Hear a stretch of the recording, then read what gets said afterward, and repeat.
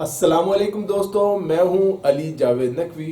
لاتوں کے بھوت باتوں سے نہیں مانتے۔ پاکستان کی جانب سے بار بار امن کی بات پر بھارت یہ سمجھ بیٹھا تھا کہ شاید پاکستان میں بھارت کو جواب دینے کی طاقت ہی نہیں رہی، لیکن جب 10 مئی کی صبح نماز فجر کے بعد پاکستان نے بھارت پر حملے شروع کیے تو ہندوستان میں ہر طرف بھگدڑ مچ گئی۔ مودی جو تھے بے خبر سو رہے تھے۔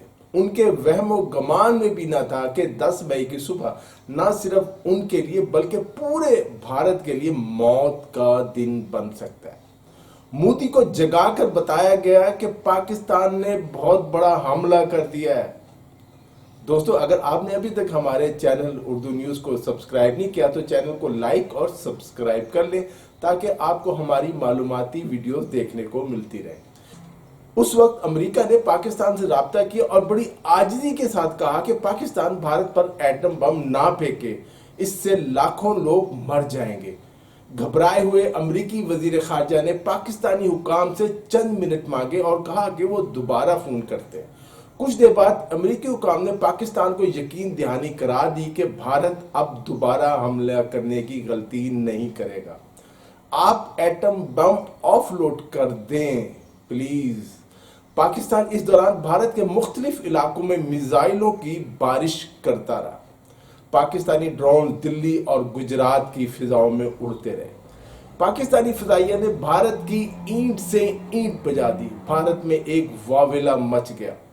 مودی اور بھارت کی اہم شخصیات کو ایٹمی حملے سے محفوظ رکھنے کے لیے ایک خصوصی بیرک میں پہنچا دیا گیا۔ کانپتے ہانپتے مودی سر سے پاؤں تک لرز رہے تھے، کانپ رہے تھے۔ مودی کے چہرے پر اتنا خوف اس دن سے پہلے کسی نے نہیں دیکھا تھا۔ ان کے ساتھی بھی پریشان تھے۔ انہیں بتایا گیا کہ پاکستانی ڈرون ان کے آبائی گھر کے اوپر اڑ رہے ہیں۔ بھارت میں ہلاکار ہلچل مچی ہوئی تھی۔ کسی کو سمجھ نہیں آ رہی تھی کہ کیا کرنا ہے۔ بھارتی فضاؤں میں پاکستانی جنگی طیارے اڑانے بھر رہے تھے اور ٹارگٹس کو نشان بنا رہے تھے، انہیں شکار کر رہے تھے۔ مودی نے امریکی وزیر خارجہ کو بتایا کہ وہ جنگ بندی کے لیے تیار ہے۔ پاکستان کو کہیں کہ وہ حملے روک دے، ہمارا سب کچھ تباہ ہو جائے گا۔ وہ مودی جو بہت اکڑ اور تکبر کے ساتھ پاکستان کو سبق سکھانے کی دھمکیاں دے رہے تھے، چند گھنٹے بھی پاکستان کا مقابلہ نہ کر سکے۔ تمام ہندوستانیوں نے دیکھ لیا ان کی افواج کیسے پاکستان کے آگے ڈھیر ہو گئیں۔ سیٹلائٹ تصاویر بتا رہی کہ پاکستان نے چند لمحوں میں ہی انڈیا کو تباہ و برباد کر کے رکھ دیا۔ 3 رافیل طیاروں سمیت بھارت کے 6 سے 7 طیارے پہلے ہی تباہ ہو گئے تھے۔ شاہینوں نے ایئر بیسز کو بھی تباہ کر دیا۔ امریکی صدر ڈونلڈ ٹرمپ نے بھی امریکی ٹی وی کو انٹرویو دیتے ہوئے اس بات کی تصدیق کی ہے کہ دونوں ملک ایک دوسرے پر ایٹم بم پھینکنے والے تھے، لیکن انہوں نے بچا لیا۔ امریکہ نے مداخلت کر کے بھارت اور لاکھوں لوگوں کی جانیں بچائی۔ بھارت یہ جنگ اکیلے نہیں ہارا، بلکہ اس کے ساتھ ساتھ اسرائیل اور مغربی اسلحہ بھی ہار گیا۔ کچھ امریکی حمایت بھی بھارت کے ساتھ تھی، لیکن جب بھارت کو ہارتے دیکھا تو امریکہ پیچھے ہٹ گیا۔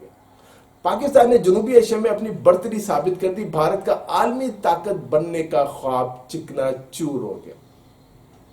صدر ٹرمپ کے بیانات کے باوجود ہمیں اس بات کو ذہن میں رکھنا چاہیے کہ امریکہ پاکستان کا دوست اور ہمدرد نہیں ہے، بلکہ امریکہ نے بھارت کو بچایا ہے۔ ایک اطلاع ہے کہ امریکہ کے کارگو طیارے سیز فائر کے بعد C-17 وہ جو سیز ہے وہ ہنگامی بنیادوں پر بھارت کو اسلحہ فراہم کر رہے ہیں۔ خدشہ ہے کہ بھارت کسی وقت بھی دوبارہ پاکستان پر حملہ کر سکتا ہے۔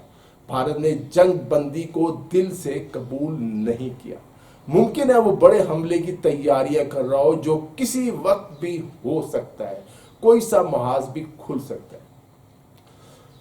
پاکستان اور بھارت کے درمیان دنیا کی تاریخ میں فضا میں منفرد جنگ لڑی گئی جس نے دنیا میں طاقت کے توازن کو چھیڑ دیا۔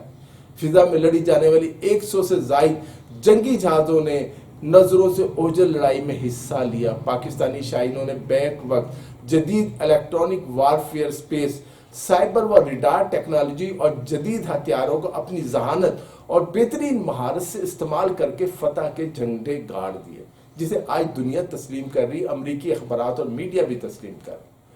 پاکستان کے چین سے حاصل کردہ J-10C اور بھارت کے فرانسیسی رافیل طیاروں کے کئی تقابلی جائزے دنیا کے سامنے آ چکے ہیں۔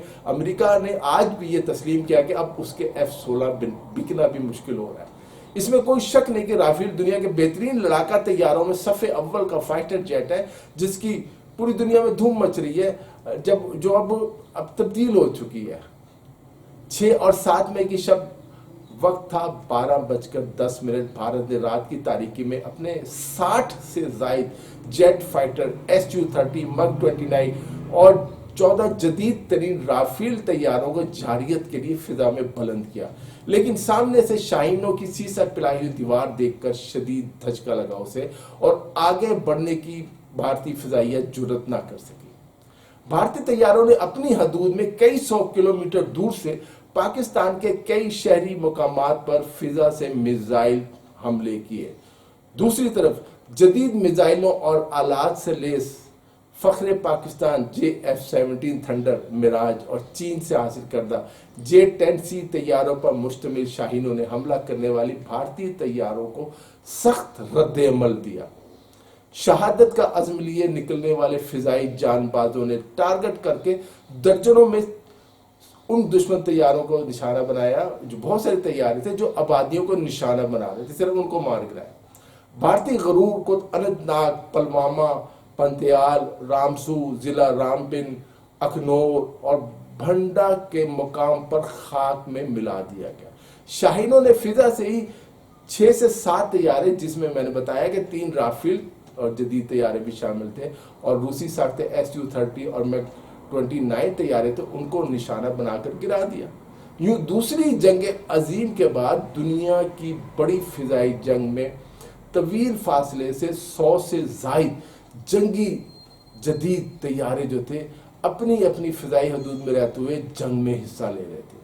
یہ وہ منفرد فضائی معرکہ تھا جس میں فائٹر پائلٹس نے ایک دوسرے کی جو نظروں سے اوجھل رہ کر جنگ میں حصہ لیا۔ 1 گھنٹے سے زائد اس معرکے میں پاکستانی فضائی جنگ کے دور میں نئی تاریخ رقم کر دی، اور بغیر کسی نقصان کے بھارت کے 6 سے 7 طیارے مار گرائے۔ میں 6 سے 7 اس لیے کہہ رہا ہوں، مصدقہ ذرائع 6 ہے، لیکن 7 کی خبریں بھی آ رہی ہیں۔ پاکستان اور بھارت کے درمیان محدود جنگ میں معاملہ صرف بھارتی طیاروں کو گرانے کا نہیں ہے، بلکہ جنگ کے دوران جدید اور تیز رفتار ٹیکنالوجی، تباہ کن ہتھیاروں کا درست سمت میں استعمال، دشمن کا کمیونیکیشن نظام جام کر دینا اور ہدف کو کامیابی سے نشانہ بنانے کی بہترین صلاحیت کا اظہار بھی ہے۔ ماہرین کے مطابق یہ ایسی منفرد فضائی جھڑپ تھی جس کی مثال اس سے پہلے تاریخ میں نہیں ملتی۔ بھارتی طیاروں کو ایک ایسے جال میں پھنسایا گیا جو زمینی ریڈار، فضا میں آواز طیارے اور خلا میں موجود سیارے کے ذریعے بنا گیا، اور بھارتی طیارے ایک ایک کر کے اس جال میں پاکستان کے پھنستے چلے گئے۔ پاکستان کی مسلح افواج نے اپنی فورسز کے تربیتی معیار پر کبھی سمجھوتا نہیں کیا۔ الیکٹرو میگنیٹک اسپیکٹرم کا کامیاب اور انتہائی مہارت سے استعمال پاک فضائیہ کی بہترین کارکردگی کو ظاہر کرتا ہے۔ بھارت کے مار گرائے گئے جدید ترین رافیل طیاروں کے پائلٹس کی پریشانی میں پیغامات کی جانچ سے پتہ چلتا ہے کہ اس کے الیکٹرانک میکنزم کو جیم کر دیا گیا تھا، جس کے باعث ان کا زمینی اور فضائی جو ان کے رابطے تھے وہ غیر فعال ہو گئے تھے۔ بھارتی طیاروں کا فضا سے زمینی ریڈار جو ان کا تھا اور ان کا جو کنٹرول روم تھا اس سے ہی رابطہ منقطع ہو گیا تھا۔ ان کو پتہ ہی نہیں چل رہا تھا ہم نے کیا کرنا، وہ احکامات انہیں نہیں مل رہے تھے، بلکہ ان کے ساتھ جو معاون فائٹر جیٹ سے تھے ان کے ساتھ بھی رابطہ ختم ہو چکا تھا، جو ان کے دائیں اور بائیں ان کے جہاز تھے۔ زمینی ریڈار اور دیگر طیارے اور وقت طیارے جو ان کی رہنمائی بھی ختم ہو گئی تھی۔ انہیں بھی جام کی سہولت اور اسپیس اور سائبر ٹیکنالوجی کی مہارت سے کہ اسے استعمال فضائی جنگ کی تاریخ میں ایک نیا باب رقم کر دیا۔ اس معرکے میں پاکستان نے اپنے تیار کردہ الیکٹرانک سائبر وارفیئر آلات اور جدید ہتھیاروں کو بھی کامیابی سے استعمال کیا اور عملی تجربات کے لحاظ سے دنیا میں مارکیٹ بھی کر دیا۔ اس کا فائدہ چین کو بہت زیادہ ہو رہا ہے۔